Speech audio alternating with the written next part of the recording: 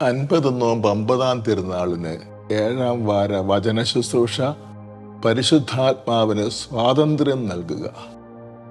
കർത്താവും ജീവദായകനും എന്നാണ് സഭ പരിശുദ്ധാത്മാവിനെ ഏറ്റുപറയുന്നത്. ഒരു ക്രൈസ്തവന്റെ ജീവിത നിയന്താവ് പരിശുദ്ധാത്മാവാണ് എന്നത്ര ഇതിനർത്ഥം. എങ്ങനെയാണ് പരിശുദ്ധാത്മാവിനെ ജീവിത നിയന്താവാക്കുന്നത്? 3 വിധത്തിലാണ്. പരിശുദ്ധാത്മാവിൽ വിശ്വസിച്ചുകൊണ്ട്, പരിശുദ്ധാത്മാവിൻ്റെ ആലോചന പ്രകാരം തീരുമാനങ്ങൾ എടുത്തുകൊണ്ട്, പരിശുദ്ധാത്മാവിൻ്റെ വരങ്ങളോട് തുറവുള്ളവരായിക്കൊണ്ട്.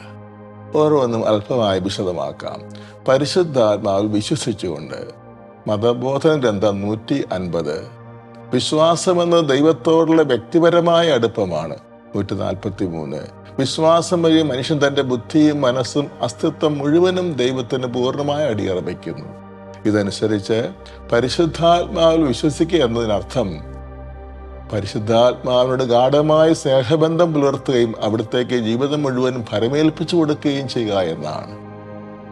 രണ്ടാമതായി, പരിശുദ്ധാത്മാവിൻ്റെ ആലോചന പ്രകാരം മാത്രം ജീവിത തീരുമാനങ്ങൾ കൈക്കൊള്ളുക.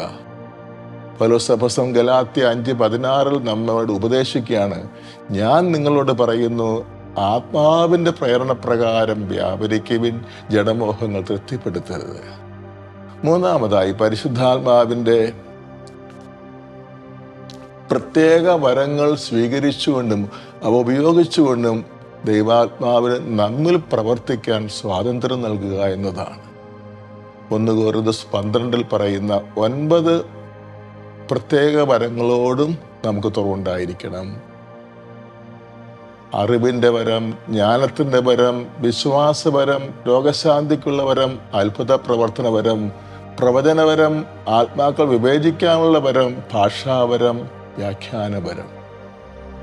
പ്രിയരെ, 50 നോമ്പ് 50-ാം തിരുനാളിന് എന്ന ധ്യാന പരമ്പരയുടെ സമാപനമെന്നോണം മെയ് 15 മുതൽ 23 വരെയുള്ള കരിസ്മ 2026 എന്ന ഓൺലൈൻ ധ്യാനത്തിലേക്ക് കൂടി ഏവരെയും ഞാൻ സ്നേഹപൂർവ്വം സ്വാഗതം ചെയ്യുന്നു. നമ്മെ എല്ലാവരെയും ദൈവം അനുഗ്രഹിക്കട്ടെ. ആമേൻ. ദൈവത്തിന് സ്തുതി.